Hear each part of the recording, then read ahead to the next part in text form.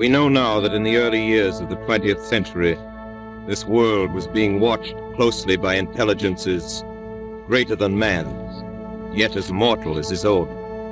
Minds that are to our minds as ours are to the beasts in the jungle. Intellects vast, cool, and unsympathetic, regarded this earth with envious eyes, and slowly and surely drew their plans against us.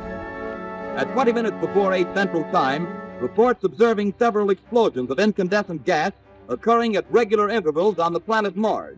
The spectroscope indicates the gas to be hydrogen and moving toward the Earth with enormous velocity.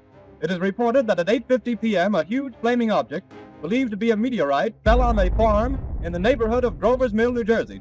The flash in the sky was visible within a radius of several hundred miles. I guess that's it. Yes, I guess that's the thing directly in front of me, half buried in a vast pit. Well, I've never seen anything like it. The color is sort of yellowish white. Wait a minute, something's happening. A shape is rising out of the pit. I can make out a small beam of light against a mirror. What's that? There's a jet of flame springing from the mirror, and it leaps right at the advancing men. It strikes them head on. Lord, they're turning into flames. Now the whole field's caught up by the woods, the barns, the gas tanks, and the automobiles spreading everywhere. Coming this way now, about 20 yards to my right. Ladies and gentlemen, I have a grave announcement to make. The battle which took place tonight at Grover Mills has ended in one of the most startling defeats ever suffered by an army in modern times. 7,000 men armed with rifles and machine guns pitted against a single fighting machine of the invaders from Mars. Astronomers report continued gas outbursts at regular intervals onto the planet Mars. The majority voiced the opinion that the enemy will be reinforced by additional rocket machines. Their apparent objective is to crush resistance.